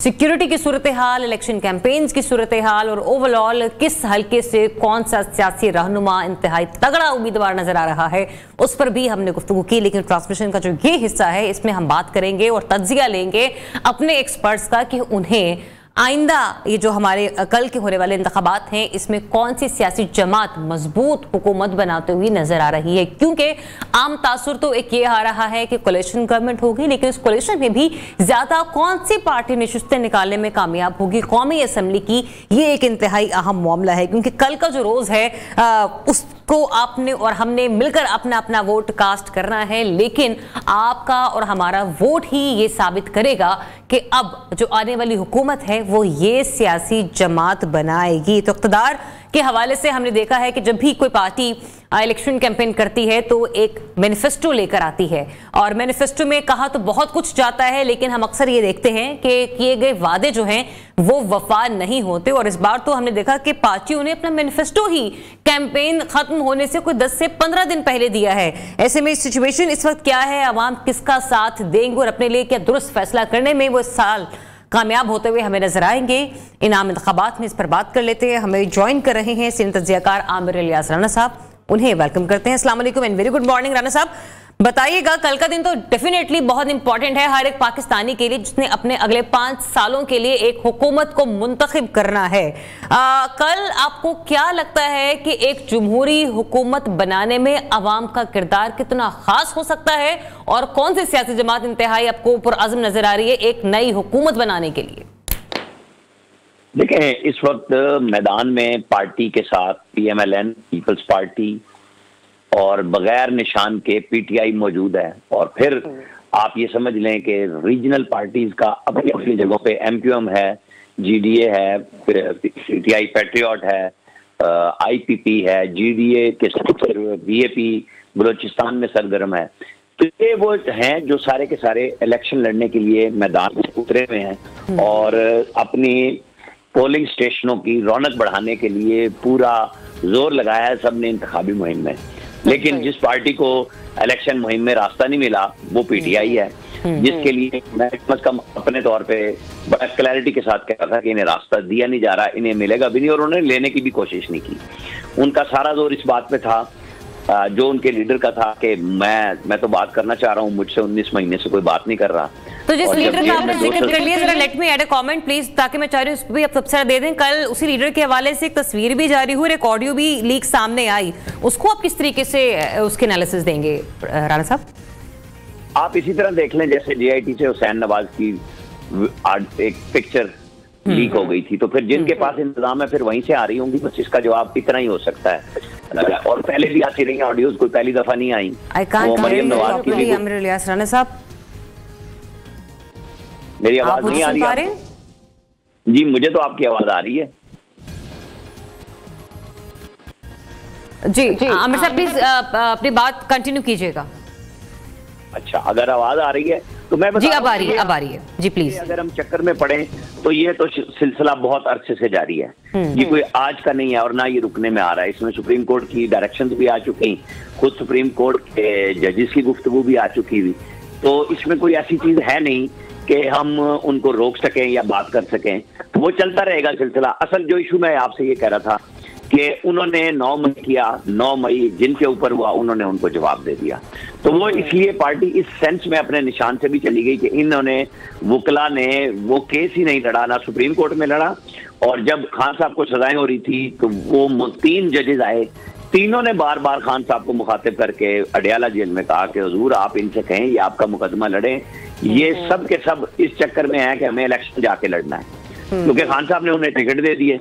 और अब टिकट के बाद फिर मुफ्त के वकील फिर जो हालात करते हैं वो खान साहब को इस वक्त सजाओं की सूरत में लेकिन आमिर साहब उनकी पार्टी के वकला तो ये कहते हुए नजर आ रहे हैं कि जजेस साहिबान ने हमें सुने बगैर ही फैसला सुना दिया, और खुद चेयरमैन साबिक चेयरमैन पीटीआई वो भी ये गिला करते हुए हमें नजर आए कि मैं तो हाजिरी के लिए आया था, मुझे तो बुलाया था, लेकिन सुना फैसला दिया गया नहीं। लेकिन हम अगर इसी पे बात करना चाहते हैं तो बहुत लंबी बात हो सकती है कि जब वकला आएंगे नहीं और 10वां वकील तोशाखाना में आप चेंज करेंगे तो फिर जज के पास भी कानूनन इख्तियार है कि वो हक दिफा खत्म करता है, वो हाई कोर्ट में जाके और फिर सुप्रीम कोर्ट सारी वकीलें उनके पास मौजूद हैं। नवाज शरीफ को तो सुप्रीम कोर्ट ने बगैर सुने ही अकामा केस में सजा दे दी थी, पनामा का चला था और अकामा में सजा दी और वो हतमी सजा हो गई कि वो वजारत उज़्मा से फारिग हो गए। खान साहब के साथ ऐसा कुछ नहीं हुआ, उनको अदम एतमाद से फारिग किया गया और वो सबसे नीचे वाली अदालत से सजा होके बैठे हैं, उनके पास रेमेडी के लिए बहुत सारे रास्ते। चले, एक तो इस वक्त जेल में हैं, लेकिन दूसरे बड़े ही पॉपुलर लीडर, डेफिनेटली दूसरी जमात का भी पलड़ा भारी है, नून लीग के जो वज़ीर आज़म रहे हैं नवाज शरीफ साहब, उन्होंने बहुत से अदवार में वज़ीर आज़म का ओहदा संभाला है। आपको लगता है कि इस वक्त अगर सिचुएशन हमें आगे चलकर उन्हीं की जमात की नजर आई बड़ी स्ट्रांग, तो ऐसे कौन से बड़े चैलेंजेस हैं जो इस वक्त पूरे मुल्क को दरपेश है और आवाम के ऐसे कौन से मसाइल हैं कि जिनको हल करने के लिए वज़ीर आज़म अगला कोई भी हो उससे इन चीजों पर काम करना बहुत जरूरी है और डे 1 से काम करना बहुत जरूरी हो जाएगा? जो कल पार्टी जीतती है जो बज़ाहिर नून लीग है तो वो वज़ारत उज़्मा का हल्फ तो 1 महीना दूर होगा, लेकिन 9 मार्च से हमें IMF के साथ नए पैकेज पे, नए कर्जे की शराइत पे गुफ्तगू करनी है। सबसे बड़ा मसला इक्तिसादी है। हाँ जी बिल्कुल, उनके साथ डेट टाइमलाइन सब तय है कि वो होना है और इक्तिसादी इशू है। फिर यहाँ पे वही लोग निकल सकेंगे आगे जो ये महीना इस खुशी में नहीं गुजारेंगे कि अगर हम जीत गए हैं तो फिर देख लेंगे, क्योंकि वो मुज़ाकरात शुरू हो जाएंगे, क्योंकि गल्फ कंट्रीज के साथ इन्वेस्टमेंट की बहुत सारी बातें शहबाज शरीफ के दौर में हुई थी और फिर फैसिलिटेशन काउंसिल बनी थी जिसमें आर्मी चीफ और बाकी लोग सारे मुसल्लह अफवाज के मौजूद हैं कि इस मुल्क को अगर आपको चलाना है तो पहले इक्तिसादी तौर पे ठीक करना होगा, फिर सियासी इस्तेहकाम लाना, क्योंकि जाहिर है कि जो जीतेंगे वो अपनी जगह पे बैठेंगे तो हारने वाले तो चैन से नहीं बैठेंगे। और खान साहब का तो और बिलावल भुट्टो इस बात का इंदिया भी दे चुके हैं। हाँ नहीं, बिलावल भुट्टो को मैं समझता हूँ कि उनके वालिद साहब मौजूद हैं और जब सिंध हुकूमत उन्हें मिल जाएगी, ये जो इलेक्शन की सियासत उन्होंने मुश्तरका इजलास जो किया था इसका मुश्तरका मुफादात की कौंसिल का जिसमें मर्दमशुमारी का अनाउंस किया था और फिर ये तय हुआ था कि चलो इलेक्शन लड़ते हैं, ये कोई बहुत ज्यादा नहीं होगा। वो धमकी लगा रहे हैं अपने आप को सेव करने के लिए। एक गुस्सा भी है उनके जहन में था कि जो माले गनीमत पीटीआई की सूरत में उन्हें मिलना था वो बट गया मुख्तलिफ जगहों पे। IPP पार्लियामेंटेरियन बन गई, बीएपी बनी थी नून लीग से और आधी वापस बीएपी से नून वापस आ गई। तो ये गुस्से हैं, उनके फ्रस्ट्रेशन का इजहार है कि वो बने बनाए वज़ीर आज़म थे और वो बीच राह में अभी मौजूद हैं। लेकिन साउथ पंजाब से अगर देखा जाए, कुछ देर पहले ब्यूरो चीफ हमारे साथ मौजूद थे इमरान अरशद साहब, वो ये बता रहे थे कि अगर हम लोग ओवरऑल साउथ पंजाब से देखें तो वहाँ के जो लोग हैं वो इस वक्त ना सिर्फ पीटीआई को बड़ा सपोर्ट करते हुए नजर आ रहे हैं और अगर वहां के आजाद उम्मीदवार कहीं किसी तरफ झुकाव देते हुए नजर भी है तो वो पीपल्स पार्टी हो सकती है और यही सूरत हाल हमें फैसलाबाद से भी नजर आ रही है। आमिर साहब, ये मुख्तलिफ सर्वेज, मुख्तलिफ लोग, रिपोर्टर सब अपना काम कर रहे हैं। असल इशू तो ये है कि कल रिजल्ट क्या आएगा। आप और हम यही देखेंगे ना कि लोग जाके वोट किसको डालते हैं। ग्राउंड वर्क आज शुरू हो रहा है कि आपके पोलिंग एजेंट कितने मौजूद होंगे। कुछ वो लोग हैं जो खुद ब खुद जाके वोट डालते हैं, वो हमें शहरों में भी देहातों में बहुत ज्यादा ये इन्फ्लुएंस में आएंगे, नजर भी आ रहे हैं कि जो सोशल मीडिया पे एक्टिव भी हैं। एक ओवरसीज एक्टिव है, एक लोकल है, वो जाएंगे, लेकिन बहुत बड़ी अक्सरियत वो है जिन्हें आपको खुद ले जाना पड़ता है, जिनके पास जराए भी नहीं होते कि वो 5-5, 7-7 फैमिली मेंबर्स को लेके और खुद जाके वोट डालेंगे। उनके लिए ग्राउंड पे अगर आपकी पोलिंग एजेंट वहाँ पोलिंग स्टेशन पे और बाकी वो टीम मौजूद है जो लोगों को ले जाएगी, यही फर्क डालता है इलेक्शन के अंदर, जो इस वक्त पीटीआई की सबसे बड़ी उनके आजाद उम्मीदवारों की कमजोरी भी नजर आ रही है। सही। अच्छा, दूसरा इस तरफ मैनिफेस्टो, पार्टी मैनिफेस्टो की तरफ आ जाए, हमने देखा है कि मंशूर हमारे यहाँ हमेशा से दिखावे की चीज ही रहा है। ऑन पेपर तो सिचुएशन हमें नजर आती है, लेकिन प्रैक्टिकली हमें मुख्तलिफ सियासी जमातों से डिलीवर करते हुए नजर नहीं आती। जितनी भी सियासी जमातों ने इस वक्त मंशूर दिए, मैं पीपल्स पार्टी से कम पाकिस्तान पार्टी और पाकिस्तान मुस्लिम लीग नून के हवाले से स्पेसिफिकली बात करूंगी, आपको लगता है कि इनके मैनिफेस्टोज ऐसे रहे हैं जो कि एप्लीकेबल है, इनको अप्लाई किया जा सकता है, या फिर सिर्फ हवा में उड़ा दिया गया मंशूर? पहले आपकी पहली बात पे तबसरा के मंशूर की वैल्यू क्या है। जो पीटीआई ने मंशूर दिया था 2018 में कि पहले 100 दिन में हम तमाम जो स्टेट एंटरप्राइजेज नुकसान में हैं और कर्जे के बोझ तले हैं, हम उनको ठीक कर देंगे या निकाल देंगे, निजकारी कर देंगे। कोई एक चीज हुई। उन्होंने 6 महीने के टारगेट्स किए थे उन्होंने। मैं आपको वो वादों पे नहीं जा रहा जो नौकरियों और घरों के थे, जो नए सियासी मकामात। इस बार नौकरियों का वादा नून लीग की तरफ से भी आया आमिर साहब। एक ज़ियाद साहब, अगर आप थोड़ी सी सुकून से होंगी तो मैं पीटीआई के बाद मैं तो अपना कमेंट ऐड कर रही हूँ, आप अपने जवाब कंटिन्यू कीजिए। मैं वही कह रहा हूँ, आपने सवाल लंबा चौड़ा किया, अगर आपने बोलना है तो आप बोल सकती हैं। नहीं सर, आपको बोलने के लिए बुलाया है, तभी मैं तो सिर्फ अपना कमेंट ऐड कर दी। प्लीज आप कंटिन्यू कीजिए। आपने तीनों के मंशूर कहे तो मुझे बात कर लेने दें। तो मैंने उस मंशूर की एक हाईलाइट आपको दी कि वो इस गुफ्तगू करना चाह रहे हैं। एनीवेज प्लीज कंटिन्यू कीजिए। आप अपने सुनने और देखने वालों को बोल लीजिए, मैं खामोशी से आपको सुनने के मेरे सुनने और देखने वाले आमिर साहब अब आपको सुनेंगे, जरा सुनाइए प्लीज। तो जब उन्होंने नौकरियां और घर नहीं दिए तो क्या आपने ये सवाल किसी ने उठाया कि आप किस मंशूर के तहत लोगों के पास आए हैं? मंशूर पे लोग नहीं जाते। आज उनकी मकबूलियत है। उन्होंने एक अमेरिकी साइफर का चूरन बेचा, एक के बाद एक झूठ करा और लोगों के अंदर मकबूलियत ले ली, और वो चल रही है, इसमें कोई शक नहीं है। इसलिए मैं कह रहा हूं कि मंशूर का सवाल तब बनता अगर ये सवाल पीटीआई से हो रहा होता कि जनाब आपने 10 साल केपी में हुकूमत की क्या किया, कुछ डिलीवरेंस की, आज वो जवाब देते। सबसे ज्यादा शोर हो रहा था कि ये नई हुकूमत बनने आ रही है, नून आगे जा रही है और मंशूर नहीं दे रही। नून ने दिया, उसी दिन पीपल्स पार्टी ने दे दिया, अगले दिन पीटीआई ने दे दिया। पीपल्स पार्टी का जो मंशूर है वो सिर्फ इतना है कि हम आपको ये भी बांट देंगे, हम ये भी बांट देंगे, लेकिन कहीं पे पैसा मौजूद नहीं है जो बांटने के लिए वो कह रहे हैं। आप मुस्लिम लीग नून की तरफ अगर आप आ जाए तो उन्होंने ये नहीं कहा कि हम पहले साल में आपकी जीडीपी 6% पे ले जाएंगे, वो 5वें साल की बात कर रहे हैं। मेरे सामने रियलिस्टिक उन्होंने बातें की है, क्योंकि सब चीजें एकदम से नहीं हो सकती। क्योंकि असल इशू पहला है कि मुल्क के पास चलने के लिए पैसे नहीं है। हम तो कर्जे में एक उसमें बड़े फंसे हुए हैं। अगर आपके पास कोई वसाइल होंगे तो आप उन वादों की तरफ जा सकेंगे जो आप कह रहे हैं कि हम बिजली बाद में जाके कितनी सस्ती कर सकेंगे, किस शोबे के लिए कर सकेंगे। नौकरियां, प्रोडक्शन आएगी। अगर आपके पास इन्वेस्टमेंट आएगी तो प्रोडक्शन भी बढ़ेगी, यहाँ पे इंडस्ट्री काम करेगी तो नौकरी भी मिलेगी और लोगों को फायदा भी होगा। और ये नहीं है तो कर्जे से तो अब ये मुल्क नहीं चल सकता। सिर्फ यहाँ पे आपको बाकायदा प्रोडक्शन बढ़ानी पड़ेगी। वो मुझे लग रहा है कि उन्होंने एक सीरियस एफर्ट की, उनको बहुत शोर भी पड़ा कि हाँ हम ये करके दिखाएंगे, और मैं समझता हूँ कि नवाज शरीफ ने 13 से 18 में करके भी दिखाया। पीपल्स पार्टी 8 से 13 तक रही, 12 तक रही हुकूमत में। उन्होंने पहले साल में कह दिया था 31 दिसंबर को लोड शेडिंग खत्म हो जाएगी, नहीं हुई। सब लोग धोखे में रहे और पीपल्स पार्टी ने उसमें सबसे बड़ी मार भी खाई थी। ये है मंशूर और ये है वादे कि हम क्या कर सकते हैं और क्या नहीं कर सकते। और कल लोगों ने इसी बुनियाद पे फैसला करना जाके कि तमाम लोग अपनी अपनी जगह पे फील्ड में आगे हुए हैं इलेक्शन के लिए। आज हम जिसके पास भी जाएंगे उम्मीदवार के पास, तो वो आमिर साहब, जब कल लोगों ने अपनी किस्मत का फैसला करना है, आपको लगता है कि उनको अपने हक़ राय दही इस्तेमाल करने के लिए जो इंतजामी उमूर हैं वो दुरुस्त सिमत में फ्राहम किए जाएंगे? क्योंकि हमने देखा है कि इलेक्शन कमीशन की जो अब तक की क्रेडिबिलिटी रही है उस पर सवालिया निशान लग चुका है। बैलेट पेपर्स के हवाले से भी पेपर्स कम थे तो ये वजह है कि छोटे इस दफा छापे गए हैं, और भी इसके अलावा बहुत सारी मेन रीजंस हैं। फिर हम ये भी देख रहे हैं कि बहुत से ऐसे लोग हैं जो कि गैर मुल्की मुबस्सिरीन भी हैं, रिपोर्टर्स भी हैं, जर्नलिस्ट भी हैं, जिन्हें पाकिस्तान बुलाया गया है ताकि वो यहाँ पर आके करे। फिर सईद गनी साहब वो बबांग के दोहल इल्जाम आयद करते हुए नजर आ रहे हैं कि कुछ पोलिंग स्टेशन से प्रिजाइडिंग अफसरान का रातों रात तबादला कर दिया गया। तो अभी तक बड़े सवाली निशान मौजूद हैं। अभी तो आम इंतखाबात का दिन कल है। ये इनमें से कोई चीज ऐसी नहीं है जो हर इलेक्शन में नहीं हुए। पाकिस्तान के सारे इलेक्शन एक जैसे हैं। इतने ही सवालात पहले इलेक्शन में भी थे, अब भी हैं। फर्क एक है जो मैंने आपको स्टार्ट में बताया कि पीटीआई को फील्ड नहीं मिली, और वो नहीं मिली 9 मई की वजह से, वो वाज़ेह है। आप और हम यहीं पे हैं, ये अदालतें यहीं हैं, ये अदालतें नोटिस ले लेती। हम मीडिया बात कर रहा है, लोग देख रहे हैं, कल अपना वोट जाके डालें। मेरे साहब में वोट डालते वक्त कोई पाबंदी नहीं है, जो होना था इंतजामी तौर पे वो सबके सामने हुआ है, कोई चीज छुप के नहीं आई। अगर छापे पड़े हैं पीटीआई के लोगों के ऊपर तो वो सबके सामने पड़े हैं, सारे मीडिया ने दिखाए हैं, छुपाए भी नहीं है। तो वो जो स्टेट के साथ 9 मई की लड़ाई है वो भी वाज़ेह है। और अब जो उनके लोग इलेक्शन लड़ रहे हैं, मैं आपको बता दूं, जितने भी आजाद जीतेंगे ये सारे के सारे पीटीआई में नहीं जा रहे, ये उस जगह पे जाएंगे जहां इनको अपना फायदा होगा, इनके अपने इलेक्शन का खर्चा मिलेगा।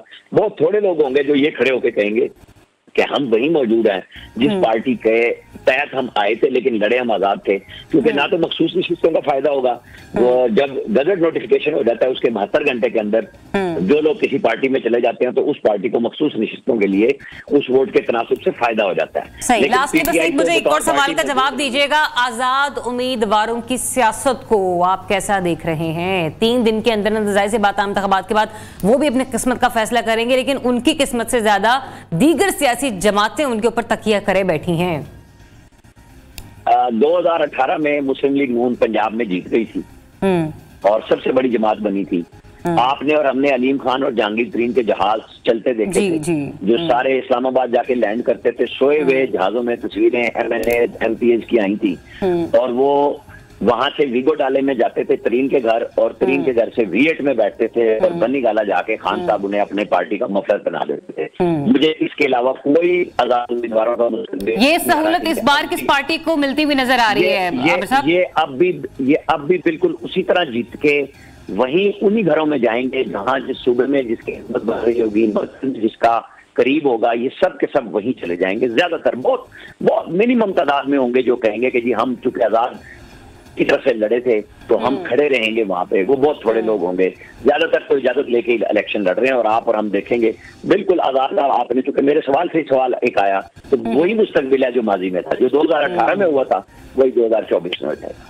और ऐसे में सिर्फ मुझे ये बता दीजिए कि आपने कहा बेशक आपको हालात वैसे ही नजर आ रहे हैं जो आपको माजी में 2018 के इंतखाबात में नजर आए थे, एक छोटा सा मैसेज आप वोटर को, पाकिस्तान के वोटर को क्या देना चाहेंगे? मेरा मैसेज, मैं तकरीबन 2 हफ्ते से जहां प्रोग्राम में जा रहा हूं, एक है कि घर से निकलें, वोट डालें अपनी पसंद की पार्टी को, अपनी पसंद के उम्मीदवार को। ये आपका हक है, आपसे कोई नहीं छीन सकता। ना किसी डर में आए ना किसी दबाव में आए, जाके अपना वोट डालें। ये जो सोशल मीडिया पे तूफान बर्पा किया हुआ है इसकी बजाय कल ग्राउंड पे जाएं और वहां पे अपनी पसंद की पार्टी और वोट उम्मीदवार को वोट दें।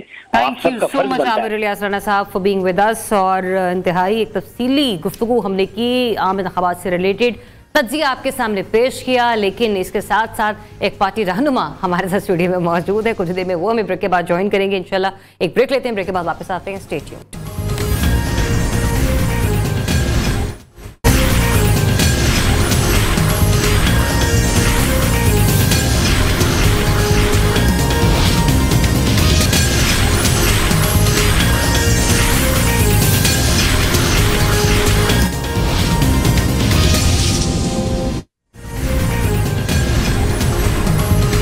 Welcome back once again. आप देख रहे हैं इलेक्शन स्पेशल ट्रांसमिशन और हमारे ट्रांसमिशन का ये सेगमेंट एक पॉलिटिकल पर्सनालिटी के साथ, जो कि पाकिस्तान में तो मुतहरिक हैं ही, लेकिन पाकिस्तान से बाहर वो हमें ज्यादा मुतहरिक नजर आते हैं और होना भी चाहिए, क्योंकि हमारे ओवरसीज पाकिस्तानियों को एक स्ट्रॉन्ग लीडर की बहुत जरूरत है जो कि दियार गैर में बैठकर उनके मसाइल की निशानदही कर सके और बिल्कुल ठीक तरह उनका पैगाम जो है वो पाकिस्तान में मौजूद लीडरशिप के पास कन्वे कर सके। लेकिन ऐसे में जो पर्सनैलिटी आज हमारे साथ मौजूद है वो रात को एक मेजबानी के फराइज भी सर अंजाम देते हुए हमें नजर आई।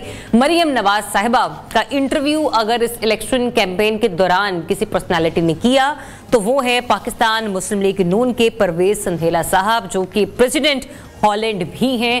और क्या रही उनकी गुफ्तगू, किन किन चीज़ों पर बातचीत हुई, क्योंकि ये इंटरव्यू जो था वो गुज़िश्ता शब न्यूज़ पर भी शेयर किया गया। लेकिन ज़रा मैं उनसे पूछ लेती हूँ कि उनको ये ख्याल कैसे आया, जहां पर किसी सहाफ़ी को उनसे गुफ्तगू करने का मौका नहीं मिला, एक इंटरव्यू कंडक्ट करने की ख्वाहिश उनकी पूरी नहीं हो सकी, वहां पर वो ये इंटरव्यू कैसे कंडक्ट करने में कामयाब हो गए। अस्सलाम वालेकुम and very good morning Parvez sahab. सबसे पहले तो मुझे इस इंटरव्यू के बारे में बताइए कि क्या सोचकर आपने सोचा कि हाँ मरियम साहिबा बैठते हैं और एक इंटरव्यू करते हैं, ताकि वो चीज़ें जिसके बारे में लोग जानना चाह रहे हैं, जहां पर आपने बड़े बड़े जलसे किए हैं, वो जरा एक क्लियर मैसेज लोगों तक पहुंच जाए। क्या एक्सपीरियंस रहा और क्या क्रक्स निकाले आपने रात के इंटरव्यू से? बहुत शुक्रिया। सबसे पहले तो मैं आपको जरा ये बताऊं कि जो मेरे सुनने वाले हैं वो ऑलरेडी मुझे इस हवाले से जानते हैं कि मैंने पिछले 4 साल में एक साल में 365 इंटरव्यू किए हैं एवरी नाइट। मैंने 9:30 पर एक लाइव शो किया है। अच्छा। जिसमें पाकिस्तान की बड़ी पर्सनैलिटी वज़ीर-ए-आज़म से लेकर वज़ीर ख़ज़ारदा से लेकर वज़ीर से मतलब हर किसी के साथ इंटरव्यू किया है, जिसमें शाहिदा खान अब्बासी से लेकर रेहाम खान के साथ मैंने 200 शो किए हैं। तो ये मेरे लिए कोई नई चीज़ नहीं थी।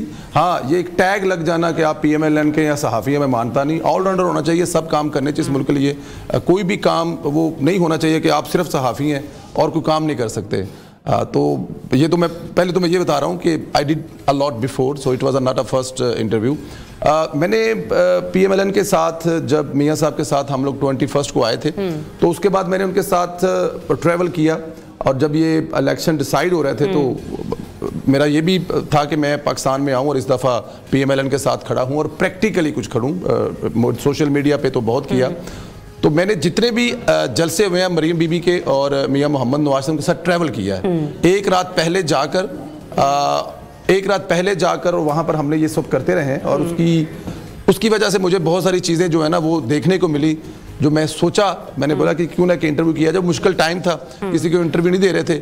लेकिन कल उनसे गुफ्तगू करने के बाद अगर जो लोगों ने वो इंटरव्यू देखा है, मेरे ख्याल में मरियम बीबी ने एक स्टेटमैन की तरह इंटरव्यू दिया। उन्होंने एक पार्टी की तर्जमान या एक पार्टी की लीडर होने के नाते नहीं, पाकिस्तान की लीडर होने के नाते उन्होंने पाकिस्तान उस लीडर के होने के नाते जब आप एक इंटरव्यू कंडक्ट करे थे तो क्या आपकी एक्सपेक्टेशंस क्या थी कि हाँ ये एक्सपेक्टेशंस आपको लगता है कि मीट हुई, ये इसका और उनकी उस स्टेटमेंट्स का ताल्लुक सिर्फ एक मुस्लिम लीग नून के वोटर या सपोर्टर से नहीं था, वो सिर्फ एक पाकिस्तानी के लिए था? जी बिल्कुल, मेरी सोच से बढ़कर मैंने पाया उनको जी। मैं सोच रहा था कि वो मुस्लिम लीग नून के इंतखाबात पे बात करेंगी, वो मुस्लिम लीग के कारनामों पे बात करेंगी। जरूर की उन्होंने बात, लेकिन उन्होंने ये भी कहा कि ये इस मुल्क को, मैंने जब वो कह रहे थे कि सब मुल्क मुश्किल हालात में है, सबको मिलकर इससे निकालना है। जब मैंने उनसे ये कहा कि दूसरे सूबे से आई पार्टी या इस सूबे की पार्टी सिर्फ दहशतगर्दी या इस वक्त जो देखा जाए तो बड़ी नफरत की सियासत कर रहे हैं, तो उन्होंने कहा नहीं करनी चाहिए। मैं भी कर सकती हूँ, लेकिन इस वक्त हमें इत्तेहाद की जरूरत है, इस वक्त हमें मिलजुल कर इस मुश्किल से निकालने की जरूरत है। और सबसे बड़ी बात, जब मैंने उन्हें कहा जी आप मिसाके जमहूरियत, तो उन्होंने कहा जी नहीं, मिसाके पाकिस्तान की बात कर रही हूँ, मिसाके मैशियत की बात कर रही हूँ। हमें पाकिस्तान के लिए एक मिसाक बैठना चाहिए, उस पर बात करनी चाहिए। सबसे बड़ी बात उन्होंने कहा जी पाकिस्तान तहरीक इंसाफ के वो बच्चे जिनको वरगलाया गया, जिनसे आग लगवाई गई, जिनको बहकाया गया, मेरा दिल उनके लिए बड़ा दुखी है। मैं चाहती हूँ कि उनकी मदद करूं, जो उनके साथ उनके पास जेल जाऊं, उनके लिए जो कर सकती हूँ करूं। और फिर उन्होंने IT पे बात की कि मैं चाहती हूँ कि इस मुल्क में IT का एक इनकलाब आए। तो वो खवातीन जो इस वक्त जेल में मौजूद हैं पाकिस्तान तहरीक इंसाफ की, आपको लगता है कि ये इंतखाबात खत्म होने के बाद मरियम हुकूमत में आके मरियम साहिबा जाएंगी उनसे मिलने के लिए? देखिए, सनम जावेद सरे फहरिस्त में नाम लेती हूँ उनका। बिल्कुल, आप नाम लें उनका। मेरे ख्याल में उस सनम जावेद से भी हमदर्दी होनी चाहिए, सनम जावेद के लिए भी कुछ करना चाहिए। लेकिन इसकी शर्त यह है कि सनम जावेद चाहती है कि उसके लिए कुछ किया जाए। क्या वो उस कल्ट से बाहर आना चाहती है? क्या वो वापस कौमी धारे में पाकिस्तानियत के बारे में सोचना चाहती है? जाएगा ना कि जब कोई जाकर उनसे मिलेगा, क्योंकि उनकी आवाज और वो खुद तो कैदोबंद की सोबतें बर्दाश्त कर रही हैं।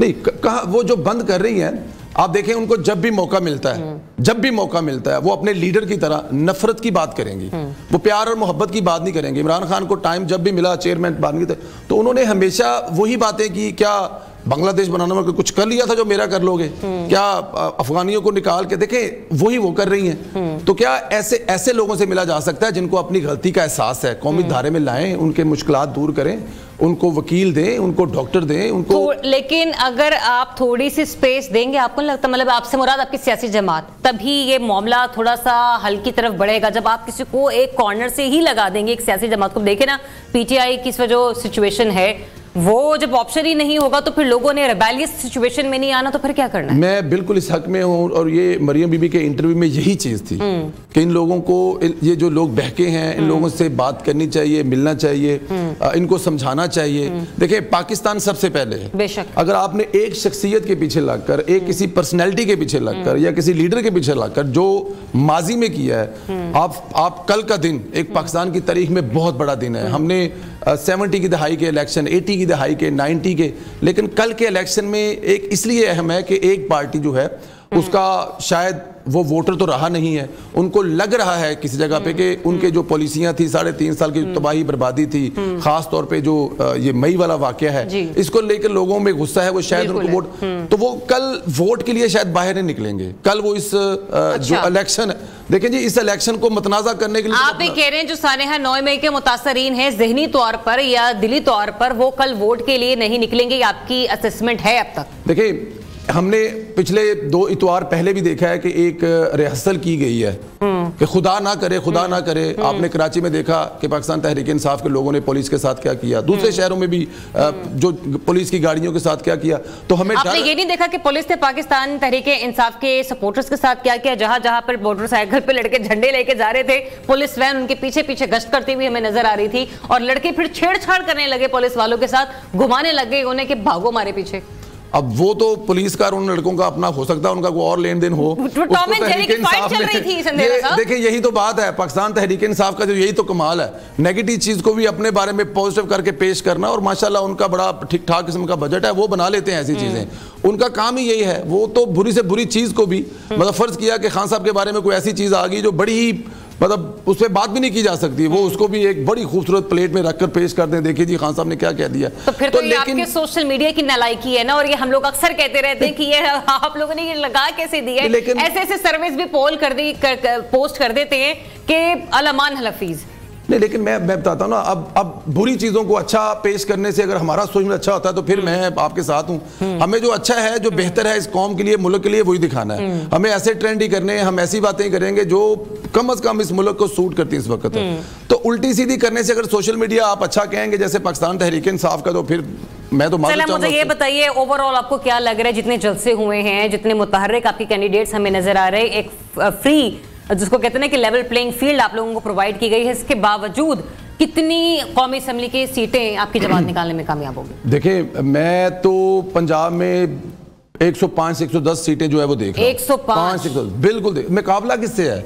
पाकिस्तान मुस्लिम लीग नून का मुकाबला किससे है? क्या 9 मई से मुकाबला करना है? क्या मईशत का बेड़ा गर्क करने से करना है? कट्टे बच्चों से करना है? किससे करना है? अपना का आपने करना है तरक्की, आपने तरक्की दिखानी है, आपने लोगों को बताना है कि हम क्या करने जा रहे हैं, और वो PMLN बता रही है आपको। देखें कि इस वक्त PMLN के जलसों में अगर कोई विजुअल चला सकें, तो जब वो मियाँ साहब पूछते हैं कि इस जलसे में 30 साल से कम लोगों की तादाद कितनी है, तो आप देखें पूरा जलसा हाथ खड़ा करता है। इसका मतलब है कि इस वक्त यूथ एक बहुत बड़ी तादाद, और मैं नहीं, there is no doubt youth को एक लीडर की जरूरत है, नो मैटर व्हाट कि वो सिर्फ बानी PTI ही हो। इस वक्त हमें वाकई एक स्ट्रॉन्ग पर्सनालिटी की जरूरत है। मुझे ये बताइए, आपको लगता है कि मरियम बीबी यूथ की एक बेहतरीन तर्जुमानी करने में कामयाब हो सकती है? और एक और बड़ा सवाल, उनकी पर्सनालिटी को देखकर और उनकी पार्टी के लिए जिस तरीके से वो कैंपेन वगैरह करती हुई हमें नजर आई है, आपको लगता है कि उन्हें वज़ीर आला पंजाब मुंतखब होना चाहिए या वज़ीर खारजा का ओहदा संभालना चाहिए? अच्छा, ये सवाल जो है बहुत ज्यादा ज़बान है, लेकिन इस पे कमेंट वजह क्या नजर आ रही है आपको? इसकी रीजन है कि मरियम बीबी ने एक अकेली निहत्ती औरत ने जिसको शायद कमजोरी बनाने की कोशिश की थी,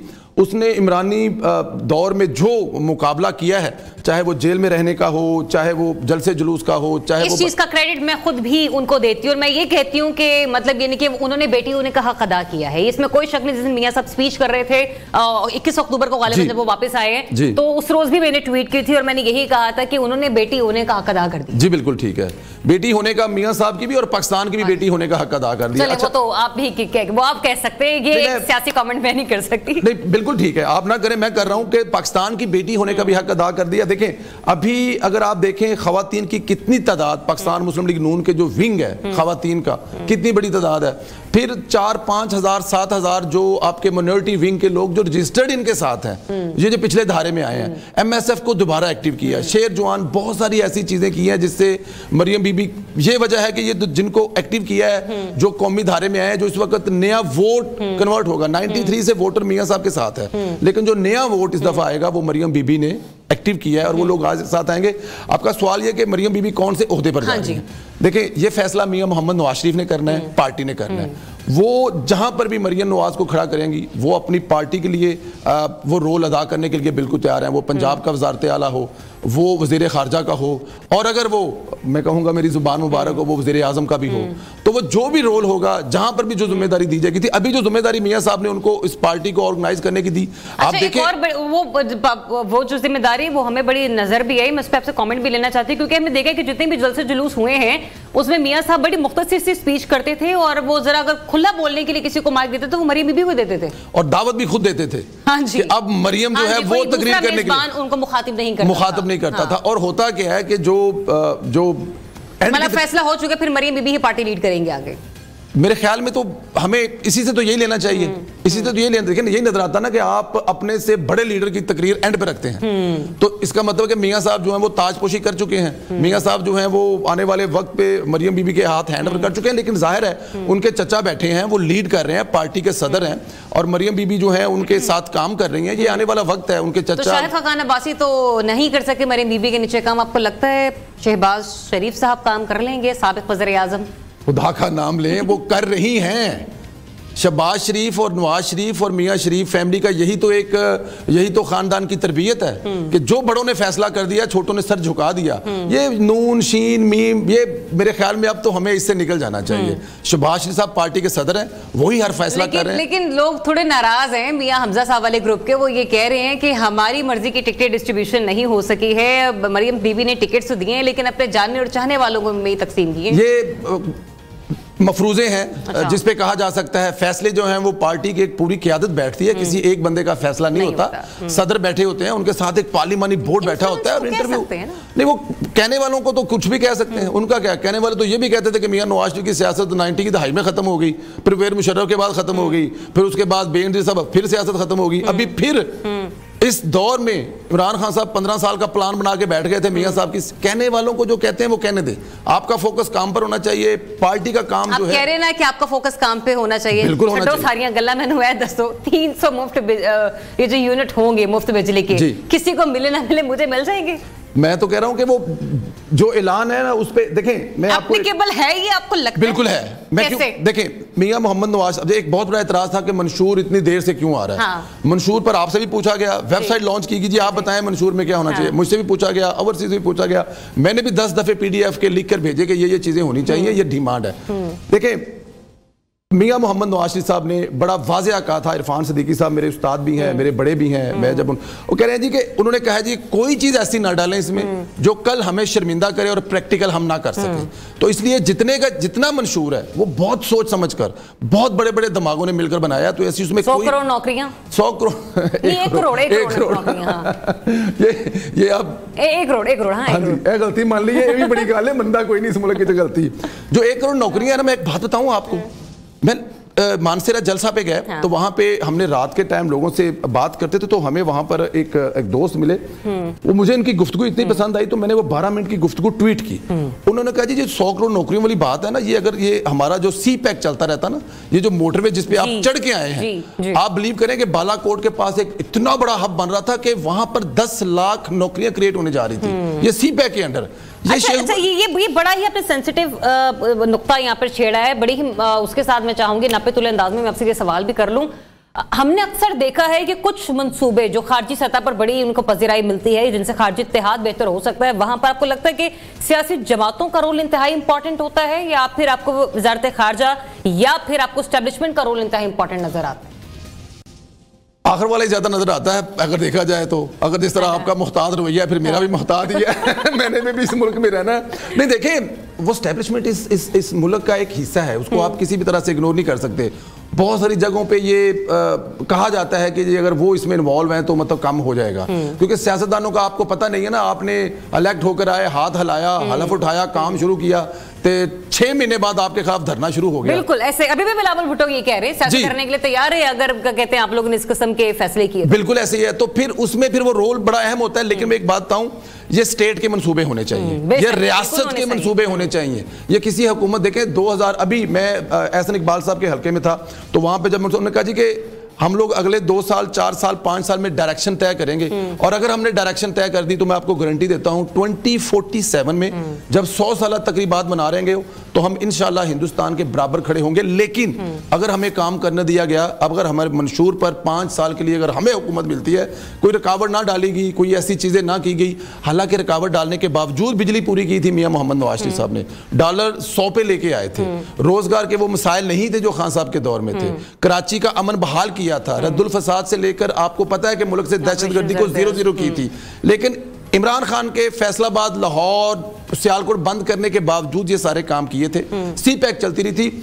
मेरी ये जो नवाज शरीफ साहब के अभी अब आपका सवाल नहीं है, लेकिन अक्सर लोग कहते हैं एक सवाल पे जरा गुफ्तगू तमाम करें तो बड़ा इंपॉर्टेंट क्वेश्चन है जी। मैं ये बिल्कुल ठीक है, मैं कह रहा हूं कि अभी वो कह रहे हैं कि वो जिस शहर में जा रहे हैं मेट्रो दे रहे हैं, ट्राम दे रहे हैं, आईटी यूनिवर्सिटी दे रहे हैं, ये लोगों की डिमांड है। आप इस लाहौर को देखें, कभी किसी टाइम आप सर्वे करवाएं और पता करें कि मेट्रो ऑरेंज पर और इस पर दोनों पे कितने लोग डेली सफर करते हैं, कितने घंटे बचते हैं, कितने पैसे बचते हैं, एनर्जी कितनी सेफ होती है, सेहत। तो ये हर जगह की जरूरत है, और ये सब मियां साहब तब भी किया था जब उनको नहीं करने दिया जा रहा था, और अब करने दिया तो इंशाल्लाह देखिए आप बातें। एक सवाल मेरे जहन में जो पिछले वाली चीज से फंसा हुआ है, एक सवाल मेरे प्रोड्यूसर साहब के जहन में, पहले जरा मैं नबी साहब अपना सवाल ले लूं। मुझे ये बताइए, आपने कहा ना कि पाकिस्तान इंशाल्लाह आने वाले 10 से 11 साल में हिंदुस्तान के बराबर खड़ा होगा इंशाल्लाह। लोगों का तासुर ये है कि मियां साहब की जो दोस्ती यारी है या जो उनके खारजी ताल्लुकात हैं वो थोड़े बेहतर हैं, कोऑपरेटिव हैं, मुमकिन है कि हिंदुस्तान के साथ भी मामलात हमारे ठीक हो जाएं, बायलैटरल इश्यूज जो हमारे हैं। आपको लगता है ऐसा पॉसिबल होगा आने वाले के बाद हिंदुस्तान के साथ नवाज शरीफ साहब की गवर्नमेंट अपने मामला ठीक करने में कामयाब होगी? बिल्कुल होंगे, बिल्कुल होंगे सर, होने भी चाहिए। देखिए मैम, ये हिंदुस्तान के साथ नहीं खाली, अगर देखें आप हिंदुस्तान के साथ ठीक होंगे आपका बलूचिस्तान ठीक हो जाएगा। अच्छा। आप इसको लिंक कर लेना, अगर बलूचिस्तान में जो भी होता है आपको पता है, हिंदुस्तान के साथ ठीक होंगे तो वहां पे भी ठीक होंगे, हिंदुस्तान के साथ अफगानिस्तान के भी साथ भी ठीक हो जाएंगे। तो ये सबसे पहले ठीक होने, देखें आपकी जो ट्रेड है फर्ज किया, अगर आप एक चीज कहीं से लेके आ रहे हैं वो हिंदुस्तान अफगानिस्तान से, अफगानिस्तान को बेच रहे हैं, हिंदुस्तान को बेच रहे हैं, हिंदुस्तान से आ रहा है, रास्ता मिल रहा है, अगले अब बांग्लादेश जा रहे हैं, इधर जा रहे हैं, हिंदुस्तान वाले मतलब काशगर तक जा रहे हैं, तो मामला तो कहीं से कहीं, अगर डेली 1000 ट्रक भी आपके मोटरवे से गुजरे ना सामान लेके उधर से जाए, सोचें नहर स्वीज, नहर पनामा, क्या से क्या हो सकता है। तो ये जो तलकात हैं, जो आपने खुद कहा है कि मियां मोहम्मद नवाज शरीफ साहब के तलकात थोड़े बहुत नहीं बहुत बेहतर है। हाँ। आप देखें कि मौजूदा जो हुक्मरान साहब हमारे जो आलम इस्लाम के लीडर थे, किसी मुल्क ने आवाज उठाई तो मियां साहब को लेने के लिए तो पूरी दुनिया की लाइन लग जाती कि ना जुल्म ज्यादती करें, हम आ गए आपके पास। तो तलकात तो ठीक है, ये कन्फर्म है। सही, ये कॉन्फर्मेशन उन्होंने दे दी है। अच्छा, मुझे ये बता दीजिए क्विकली और बड़े इत्मीनान के साथ, कितनी सीटें ले रहे हैं आप लोग कल? क्या सिर्फ पंजाब में गवर्नमेंट बनाएंगे या सिंध से भी अच्छी सीटें निकाल लेंगे? और जैसे आपने कहा ना कि बलूचिस्तान का अमन भी इसी चीज से जुड़ा है कि अगर इंडिया के साथ भी हमारा मामला ठीक हो जाए तो वहां पर भी सीटें निकालना पीएमएलएन का जरूरी है, लेकिन कैंपेन वहां पे ऐसी में आपकी नजर नहीं आई। कितनी सीटें कल की? पाकिस्तान मुस्लिम लीग, मुझे ये लग रहा है कि सादी अक्सरियत तो मुस्लिम लीग ले जाएगी, सादी अक्सरियत, बिल्कुल सादी अक्सरियत तो ले, लेकिन आप लोग कह रहे हैं, मैं आपको बड़ी एहतियात से बता रहा हूं, लेकिन जो मैंने लोगों में देखा है ना, तजियाकार करें, मुश्किल से 80 निकालेंगे आप। कितने निकालेंगे? मुश्किल से 80, जिन्हें आप वही तजिया नगार जो कह रहे थे कि पाकिस्तान मुस्लिम लीग नून के जो कायद हैं वो ग्वालमंडी से हार जाए, उन तजिया करों की बात करें। ये तजिया करों का और काम क्या है? घर ना सुनता को नहीं, टीवी पे बैठ के सारे जाके सुना जाते हैं मारत के साथ। ये इनकी तजिया वहीं के, आप देखें। और उन तजियाकारों का आपने क्या करना है जो आप लोगों से ज्यादा बेहतरीन तर्जुमानी पाकिस्तान मुस्लिम लीग नून के कर जाते हैं? वो देखिए, उनको भी एहतियात करनी चाहिए।